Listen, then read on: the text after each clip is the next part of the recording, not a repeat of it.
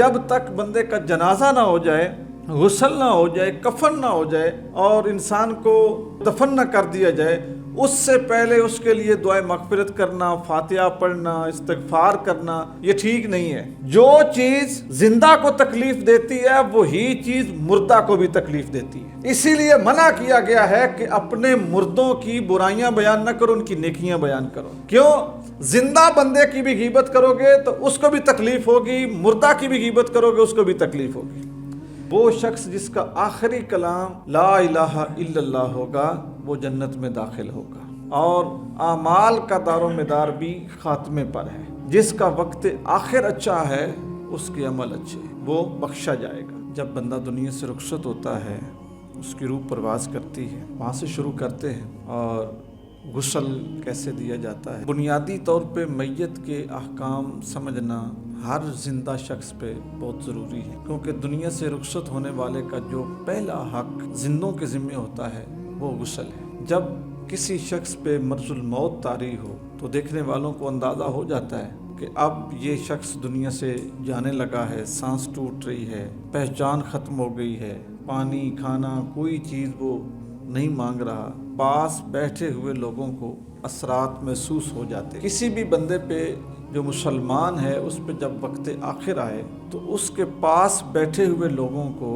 مایوسی، نا امیدی، ہاؤ ہو، واویلا یہ نہیں کرنا چاہیے یا اس کی باتیں نہیں کرنی چاہیے، بلکہ وہ کیا کریں؟ اس شخص کے پاس بیٹھ کر اسے تلقین کریں۔ تلقین کیا ہے؟ کلمہ شہادت یا کلمہ طیبہ اس کے پاس بیٹھ کے پڑھا جائے۔ اشہد ان لا الہ الا اللہ یعنی دوسرا کلمہ، یا پہلا کلمہ لا الہ الا اللہ محمد رسول اللہ، اور اتنی آواز میں پڑھا جائے کہ جو میت ہے وہ اس کو درمیانی آواز میں سن لے، یعنی نہ کہ اس کے کانوں پہ وہ گراں گزرے، اس کو تکلیف محسوس ہو، اور نہ اتنا آہستہ کہ اسے پتہ ہی نہ چلے، یعنی اتنی آواز ہو کہ جو روح دنیا سے جا رہی ہے وہ شخص اس کو سماعت کر سکے۔ اس کا فائدہ یہ ہوگا کہ جب وہ دنیا سے جائے گا، عین ممکن ہے کہ پڑھنے والوں کا کلام سن کے وقت آخر اس کی زبان پہ کلمہ طیبہ جاری ہو جائے۔ ہمارے پیارے رسول پاک صلی اللہ علیہ وسلم نے فرمایا کہ وہ شخص جس کا آخری کلام لا الہ الا اللہ ہوگا وہ جنت میں داخل ہوگا، اور اعمال کا دار و مدار بھی خاتمے پر ہے۔ جس کا وقت آخر اچھا ہے اس کے عمل اچھے، وہ بخشا جائے گا۔ تو میت کو، دنیا سے جانے والے کو کبھی بھی کہیں نہیں کہ تم پڑھو، یعنی کلمہ پڑھو، تیرا وقت آخر ہے کلمہ پڑھ لے۔ تو بسا اوقات بندہ جب ایک عزیز بچھڑ رہا ہوتا ہے تو تھوڑا سا بدحواسی میں یہ بھی کہہ دیتا ہے کوئی بھائی پڑھ لے، ایسا نہ کریں۔ اس کا فائدہ یہ ہے کہ جس کی جان نکل رہی ہے وہ بہت تکلیف میں ہے۔ کائنات کے سب سے سچے انسان رسول اللہ صلی اللہ علیہ وسلم نے فرمایا کہ جس وقت کسی گناہ گار، بدکار، کافر کے الفاظ میں ہیں کہ اس کی روح نکلتی ہے نا، تو اس کی حالت حضور نے اس طرح ارشاد فرمائی کہ کسی جھاڑی کے اوپر کپڑا ڈالا جائے تو اس کو کھینچا جائے تو وہ جو تار ہو جاتا ہے نا، اتنی اسے تکلیف ہوتی ہے۔ اور جو پکا سچا مومن ہے اور متقی ہے اس کی ایسے نکلتی ہے کہ جیسے مکھن سے ایک بال کو کھینچ لیا جاتا ہے۔ اب جس شخص کی جان نکل رہی ہے، روح پرواز کر رہی ہے، اس کی ایمانی کیفیت کیا ہے آپ اور میں اس کا کوئی اندازہ نہیں کر سکتے۔ وہ کس تکلیف میں ہے، کس راحت میں ہے، ہمیں اس کا پتہ نہیں ہے۔ تو پڑھنے کے لیے کہیں نہیں، خود پڑھیں، وہ مانوس ہو کے سنے گا تو وہ بھی پڑھنا شروع ہو جائے گا۔ جب میت کی روح پرواز کر جائے تو پھر پہلا کام کیا ہے کہ اس کی آنکھوں کو بند کیا جائے، اور اس کے بعد کوئی کپڑا لے کے اس کی جو تھوڑی ہے اور جو سر ہے اس کو باندھ کے اوپر کوئی گانٹھ لگا دے تاکہ منہ کھلا نہ رہے، منہ بند ہو جائے اور آنکھیں بند ہو جائیں۔ پھر جو دونوں ٹانگیں ہیں، اس کے پاؤں کے جو انگوٹھے ہیں ان کو آپس میں باندھ دیں تاکہ جیسے جیسے جسم ڈھیلا ہوگا ایسے ایسے اس کی ٹانگیں پھیلتی نہ جائیں، اور اگر وہ پھیل گئیں اور وہاں پہ ہی میت جو ہے اس کا جسم سخت ہو گیا تو پھر غسل میں بھی، کفن میں بھی، دفن میں بھی، ہر معاملے میں وہ تکلیف کا موجب بنے گا، اور ممکن ہے کہ اس کو لوگ دیکھ کے تھوڑا سا استہزاء بھی کر دیں۔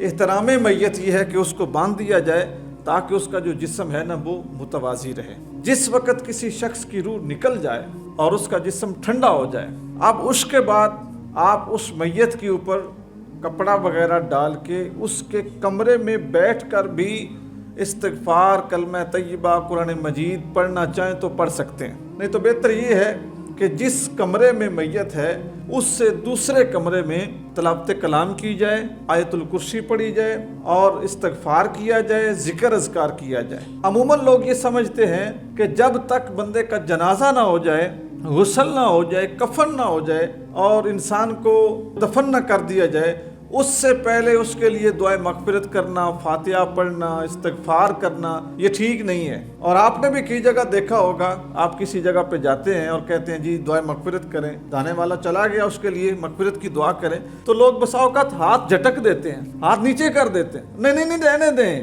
بھئی کیا ہوا ہے؟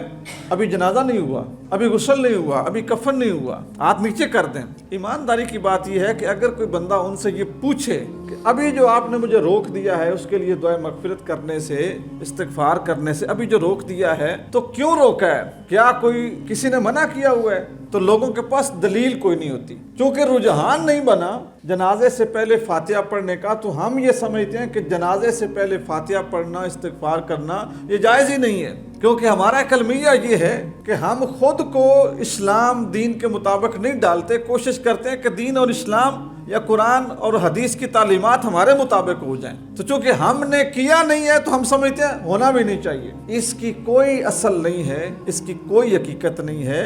آپ زندہ بندے کے لیے بھی دعائے مغفرت کر سکتے ہیں اور کرتے ہیں، جو بندہ زندہ ہے اس کے لیے بھی دعائے مغفرت کر سکتے ہیں اور ہم کرتے بھی ہیں۔ یہ جو دعا ہے قرآن مجید فرقان حمید کی، جس کو ہم اپنی نماز میں بھی پڑھتے ہیں، وہ دعا کیا ہے؟ زندوں کے لیے دعائے مغفرت ہے۔ ربنا اغفر لی، خود پڑھ رہے ہیں نا اپنے لیے، ربنا اغفر لی ولوالدی وللمؤمنین یوم یقوم الحساب، اپنے لیے مغفرت، ماں باپ کے لیے مغفرت، قیامت تک آنے والے مسلمانوں کے لیے مغفرت، استغفار، یہ ہم مانگتے ہیں۔ لیکن یہ جو وقفہ ہے موت واقع ہونے سے جنازے کے درمیان کا، اس میں لوگ کہتے ہیں نہیں ابھی جنازہ نہیں ہوا، ابھی کفن نہیں ہوا، ابھی دفن نہیں ہوا، ابھی نہیں، کہتے ہیں نہیں کرنا۔ دوستان گرامی، اس کی کوئی اصل نہیں ہے، اس کی کوئی حقیقت نہیں ہے۔ جانے والا جب دنیا سے چلا گیا، اس کی روح نکل گئی، اس وقت بھی، اس سے پہلے بھی اور اس کے بعد بھی اس کو آپ کی دعاؤں کی، آپ کے صدقہ و خیرات کی، ایصال ثواب کی، دعائے مغفرت کی اس کو ضرورت ہے، اس کے لیے کریں، اس کو سکون ملتا ہے۔ حضرت عمر بن خطاب رضی اللہ تعالی عنہ، جس وقت آپ کی شہادت ہوئی تو شہادت کے بعد جب آپ کو غسل کے لیے لے جانے لگے، چارپائی پہ ڈالا، تو حضرت عبداللہ بن عباس رضی اللہ تعالیٰ عنہ، یہ نبی پاک صلی اللہ علیہ وآلہ وسلم کے چچا کے بیٹے ہیں، حضرت عباس بن عبد المطلب کے بیٹے ہیں، ان کے لیے رسول خدا صلی اللہ علیہ وسلم نے دعا کی تھی، اللہم فقہہ فی الدین، کہ یا اللہ میرے اس بھائی کو دین کا علم اور اس میں پختگی نصیب فرما۔ تو یہ قرآن مجید فرقان حمید کے سب سے پہلے مفسر ہیں۔ حضور کی زندگی میں بھی یہ صحابہ کو قرآن مجید کی تعلیم دیتے تھے، اس کا شان نزول بتاتے تھے اور قرآن کی آیات سے نکلنے والے مسائل اور ان سے نکلنے والی جو روشنی ہے نا، اس سے روشناس کرواتے تھے۔ حضرت عبداللہ بن عباس رضی اللہ تعالیٰ عنہ، آپ فرماتے ہیں کہ جب حضرت عمر بن خطاب کو چارپائی پہ ڈالا گیا اور غسل کے لیے لے جانے لگے تو یقین ہو گیا لوگوں کو کہ اب موت واقع ہو گئی ہے، جو کہ آپ پہ حملہ ہوا تھا۔ تو موت کے یقین کے بعد جب اٹھانے لگے نا تو لوگ اکٹھے ہو گئے ان کی چارپائی کے ارد گرد، حضرت عمر بن خطاب کی چارپائی کے ارد گرد لوگ اکٹھے ہو گئے۔ اب وہ لوگ کون تھے؟ صحابہ رسول تھے، یا کچھ تابعین ہوں گے جنہوں نے صحابہ سے دین سیکھا، زیادہ تر تو صحابہ کرام تھے جنہوں نے رسول اللہ صلی اللہ علیہ وسلم سے دین سیکھا، وہی لوگ تھے، مسلمان تھے سارے۔ کہتے ہیں وہ اکٹھے ہو گئے، تو اکٹھے ہو کر انہوں نے حضرت عمر بن خطاب رضی اللہ تعالیٰ عنہ کے لیے دعائیں مغفرت کرنا شروع کر دی، نیکیاں یاد کرنا شروع کر دی، اسلام کے لیے ان کی خدمات کا تذکرہ شروع کر دیا۔ اور وہ لوگ اوپر جب کھڑے ہو گئے تو کہتے ہیں میں حضرت عمر بن خطاب کے چہرے کو دیکھ رہا تھا، لوگوں کو دیکھ رہا تھا، یعنی میری پوری توجہ ادھر تھی کہ ایک شخص نے میرے کاندھے پہ ہاتھ رکھا اور مجھے متوجہ کیا، کاندھے پہ ہاتھ رکھ کے میری توجہ کو اپنی طرف مبذول کروایا۔ کہتے ہیں میں نے جو مڑ کے دیکھا تو وہ شخص کون تھا؟ وہ حضرت علی ابن ابی طالب رضی اللہ تعالیٰ عنہ تھے، حضرت علی المرتضیٰ شیر خدا رضی اللہ تعالیٰ عنہ۔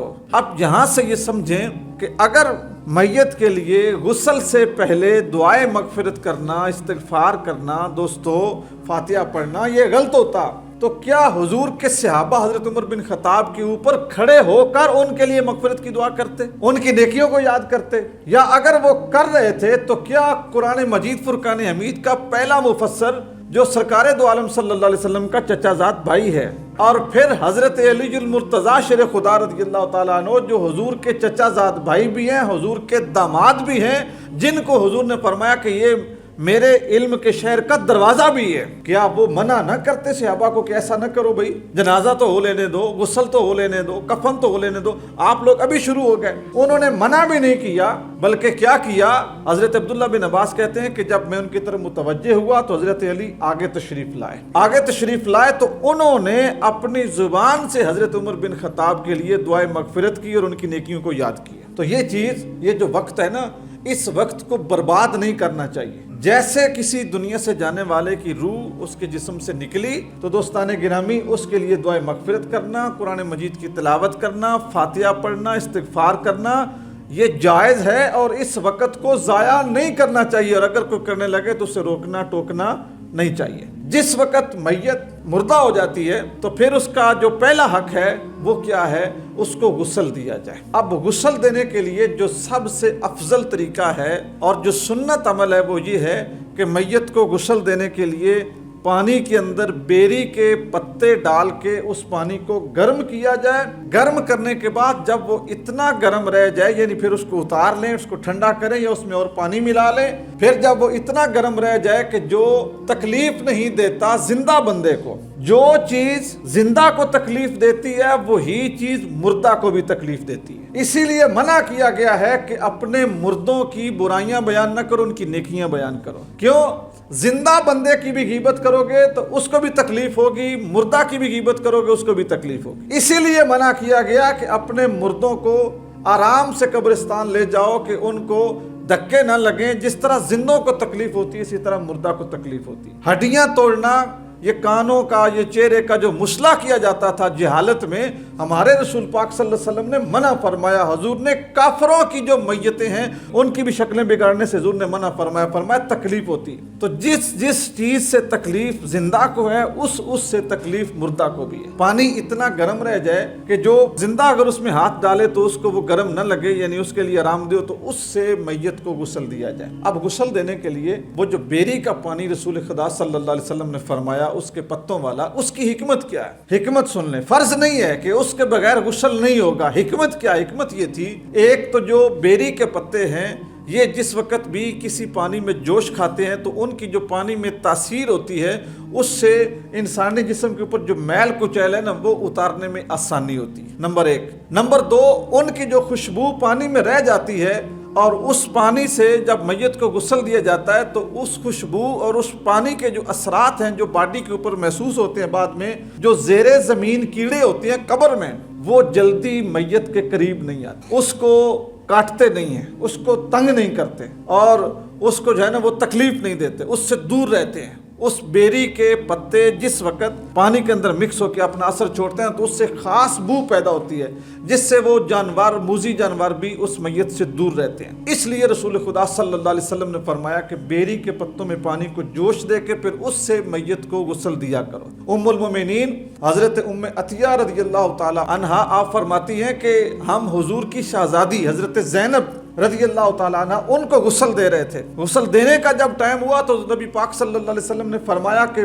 پانی میں بیری کے پتوں کو جوش دے لیں اور جب وہ ٹھنڈا ہو جائے یا ہلکا گرم رہ جائے تو اس سے غسل دیں۔ کہتی ہیں ہم غسل دے رہے تھے تو نبی پاک صلی اللہ علیہ وآلہ وسلم ہمارے پاس تشریف لائے اور حضور نے ہم سے پوچھا کہ غسل دے رہی ہیں؟ تو پھر ہم نے بتایا کہ ہاں دے رہے ہیں، تو نبی پاک صلی اللہ علیہ وسلم نے ہمیں طریقہ بتایا۔ طریقہ بتانے کے بعد حضور نے فرمایا کہ جب غسل سے فارغ ہو جائیں تو پھر مجھے بتانا، جب غسل دے لو تو پھر مجھے بتانا۔ حضرت ام عطیہ کہتی ہیں کہ ہم نے رسول خدا صلی اللہ علیہ وسلم کی بارگاہ میں عرض کی یا رسول اللہ صلی اللہ علیہ وسلم ہم غسل سے فارغ ہو گئے، تو نبی کریم صلی اللہ علیہ وسلم نے ہمیں اپنی قمیض عطا فرمائی، کرتا۔ حضور نے فرمایا کہ یہ جو کرتا ہے نا اس کو اس کے جسم کے نیچے رکھ دو، کفن کے اندر اور جسم کے نیچے، کہ یہ کرتا اس کے جسم کے ساتھ مس رہے۔ حضور نے اپنا کرتا دیا اپنی بیٹی کے لیے، فرمایا کہ یہ اس کے جسم کے ساتھ لگے اور کفن کے اندر رکھ دو۔ اس کا مقصد یہ تھا کہ وہ کپڑا جو رسول خدا صلی اللہ علیہ وسلم کے جسم مبارک سے لگا ہے،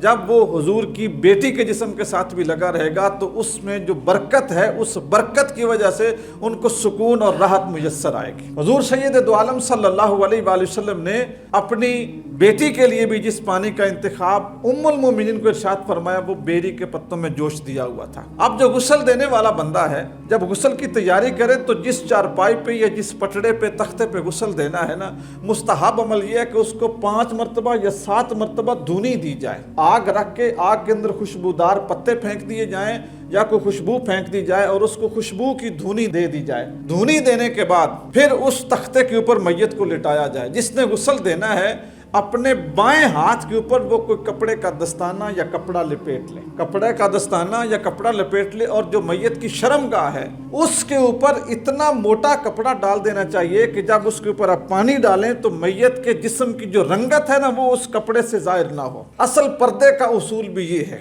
زندہ کے لیے بھی ہم جو کپڑا استعمال کرتے ہیں، لباس، یہ صرف فخر کے لیے استعمال نہیں کرتے، پردے کے لیے استعمال کرتے ہیں، مرد بھی اور عورت بھی۔ وہ عورتیں جو باریک لباس استعمال کرتی ہیں جس سے ان کے جسم کی رنگت واضح نظر آتی ہے، یوں سمجھیں کہ لباس پہننے کے باوجود وہ بے پردہ ہیں اور حرام کا گناہ کما رہی ہیں۔ اسی طرح میت کا حکم بھی ہے، اس کی شرمگاہ کو دیکھنا، اس کی شرمگاہ کو چھونا اتنا ہی گناہ ہے جتنا آپ کسی زندہ کی شرمگاہ کو دیکھتے ہیں یا چھوتے ہیں۔ اس کے اوپر موٹا کپڑا رکھ کے یا ایسا کپڑا ہو کہ جس کے اوپر پانی گرے تو اس کے جسم کی رنگت محسوس نہ ہو، یہ پہلے ڈال کے پھر اس کے غسل کا آغاز کریں۔ تو وہ کیا ہے، میت کا غسل اس طرح نہیں ہے جس طرح زندہ کا غسل ہے۔ زندہ کا غسل کیا ہے، پہلے ہاتھ دھونے اپنے گھٹنوں سمیت اور پھر اس کے بعد کلی کرنا، ناک میں پانی ڈالنا اور پھر سارے جسم پہ پانی بہانا۔ زندہ کا غسل اس طرح ہے، میت کیسے نہیں ہے۔ میت کے ہاتھ پہلے دھونا ضروری نہیں ہے، اسی طرح اس کی کلی کروانا، ناک میں پانی ڈالنا، یہ چیزیں ضروری نہیں ہیں۔ آپ روئی لیں یا کوئی کپڑا لیں اور اس کپڑے کے ذریعے اس کے ہونٹ اور اس کے دانت جہاں تک آسانی سے وہ کپڑا گیلا کر کے نتنوں میں اور اس کے منہ پہ لگا کے صاف کر دیں، بس کلی بھی ہو گئی اور ناک میں پانی بھی چلا گیا۔ اس کے بعد اس کا چہرہ دھوئیں اور اس کے بال وغیرہ صابن سے دھوئیں، شیمپو سے دھوئیں، جس چیز سے بھی دھوئیں، کوئی اس میں کسی قسم کی بات نہیں ہے۔ اور اس کے بعد اس کے جسم کے اوپر پانی بہائیں اور اچھے طریقے سے مل کے، جس سے اس کو تکلیف نہ پہنچے، اس کے جسم کو صاف کریں۔ بسا اوقات بغلوں کے بال صاف کرنا یا زیر ناف بال صاف کرنا، یہ بالکل اس کی کوئی ضرورت نہیں ہے۔ اب وہ احکام اسلام سے آزاد ہے، تو کچھ لوگ یہ صفائی کرنے کے لیے ان چیزوں کا شکار ہو جاتے ہیں۔ آپ اس کی شرمگاہ کو بالکل بھی نہیں ہاتھ لگائیں گے اور نہ یہ بال اتاریں گے، نہ ناخن اتاریں گے، بڑے آرام کے ساتھ اس کے جسم کے اوپر آپ وہ پانی بہائیں جس میں بیری کے پتوں کو جوش دیا ہوا ہے۔ جب آپ پانی بہا لیں اور اس کے جسم کو آپ صاف کر دیں، سب سے آخر میں، یعنی پہلے اس کا طریقہ یہ ہوگا کہ بائیں طرف سے اس کو دائیں طرف کریں اور اس کی پیٹھ کے پیچھے بھی پانی بہائیں، پھر دائیں سے بائیں کریں اور پھر پانی بہائیں۔ 2 مرتبہ پانی بہانے کے بعد پھر آپ اس میت کو تھوڑا سا اٹھائیں، پیچھے سے بٹھائیں، جس طرح بٹھانے کا انداز ہوتا ہے، بٹھا کے اس کے پیٹ کے اوپر جو ہے نا وہ ہاتھ لگائیں۔ اگر اس کی شرمگاہ کے ذریعے کوئی گندگی نکلے جس کی آپ کو بو محسوس ہو، بس اس کو صاف کر دیں۔ لوگ یہ سمجھتے ہیں کہ بعد میں جو گندگی نکلی تو پھر غسل کرنا ہے، پھر غسل دینا ہے، نہیں، آپ اس کو صاف کر دیں، غسل کی، وضو کی پھر بالکل کوئی ضرورت نہیں ہے۔ آپ غسل مکمل ہو گیا ہے، اس کے بعد اس کے کپڑے کے ساتھ اس کے جسم کو خشک کر کے اس کے اوپر کافور یا جو مشکبو، جو آپ نے کوئی اچھی سی خوشبو لگانی ہے وہ لگا دیں۔ اور بسا اوقات اگر ممکن ہو تو بہتر یہ ہے کہ کافور والا جو پانی ہے نا، آخری مرتبہ اس کے ساتھ اس کو غسل دے دیں کہ اس کے جسم پہ کچھ نہ کچھ خوشبو جو ہے نا وہ باقی رہے۔ پھر آگے بات یہ غسل دینے والی، ایک بڑا مسئلہ پوچھا جاتا ہے کہ کیا بیوی اپنے خامند کو غسل دے سکتی ہے یا خامند بیوی کو غسل دے سکتا ہے؟ تو یہ بات سن لیں کہ جو بیوی ہوتی ہے نا، مرد کی خامند کی وفات کے بعد عدت کے زمانے میں وہ بیوی اسی کی بیوی ہوتی ہے۔ جب تک عدت نہیں گزرتی اس وقت تک وہ بیوی اسی مرد کے نکاح میں ہوتی ہے۔ جب مرد دنیا سے رخصت ہو جائے، اگر کوئی مرد غسل کے لیے نہیں ہے، کوئی بھی مسئلہ بن سکتا ہے. بیوی اپنے خاوند کو غسل دے سکتی ہے، لیکن جس کی بیوی فوت ہو گئی وہ خاوند اس بیوی کو غسل نہیں دے سکتا. وہ چونکہ عدت میں نہیں ہے، اس کے نکاح میں نہیں ہے، جیسے وہ وفات پا گئی نکاح ٹوٹ گیا. خاوند بیوی کو غسل نہیں دے سکتا. ہاں خاوند فوت ہو گیا تو جو بیوی ہے وہ اپنے خاوند کو غسل دے سکتی ہے، اس کی شرعی طور پر اجازت ہے. جب آپ غسل سے فارغ ہوتے ہیں تو بسا اوقات جو چیزیں غسل میں استعمال ہوتی ہیں لوگ ان کو منحوس شمار کرتے ہیں. لوگ کہتے ہیں جی یہ تولیہ استعمال ہوا تھا، یہ کپڑا استعمال ہوا تھا، یہ صابن دانی استعمال ہوئی تھی، یہ صابن استعمال ہوا تھا، یہ شیمپو کی بوتل استعمال ہوئی تھی، یہ دابڑا استعمال ہوا تھا، اور یہ کپ استعمال ہوا تھا. اور بھی جو چیزیں استعمال ہوتی ہیں لوگ سمجھتے ہیں بس ان کو گھر میں استعمال نہیں کرنا. نہیں دوستو، اس میں کسی قسم کی کوئی کراہت نہیں، کوئی نوست نہیں، کوئی گناہ نہیں ہے، بالکل اس میں کوئی علامہ نہیں ہے. جو چیزیں بچ گئیں جن کے ساتھ آپ نے غسل کا اہتمام کیا ان کو آپ اپنے استعمال میں لائیں. ہاں آپ صدقہ کرنا چاہتے ہیں، خیرات کرنا چاہتے ہیں، کسی کو دینا چاہتے ہیں، اگر آپ مالک ہیں تو دے دیں. غسال عموماً مالک نہیں ہوتا. جو پنیال ہوتا ہے نا مسجد کا، وہ مالک نہیں ہوتا. اہل خانہ اس کو دیتے ہیں کہ ہماری میت کو غسل دیں. اب اس کی ذمہ داری ہے کہ جو بچ گیا اہل خانہ کو واپس کریں. اہل خانہ خیرات کریں، اہل خانہ اس کو صدقہ کریں، اہل خانہ بے شک اسی پنیال کو وہ تحفے میں دے دیں، وہ ان کی مرضی. لیکن جو غسال ہے وہ مالک نہیں ہے. وہ یہ نہ کہے کہ بھئی ٹھیک ہے بچ گئے میں فلانے نے دے چھڑیا. نہیں، پھر وہ گناہگار ہوگا. اہل خانہ خود کر دیں تو بڑی اچھی بات ہے، نہ کریں گھر میں استعمال کریں، کوئی نوست نہیں، کوئی گناہ نہیں، کوئی خطا نہیں، کوئی غلطی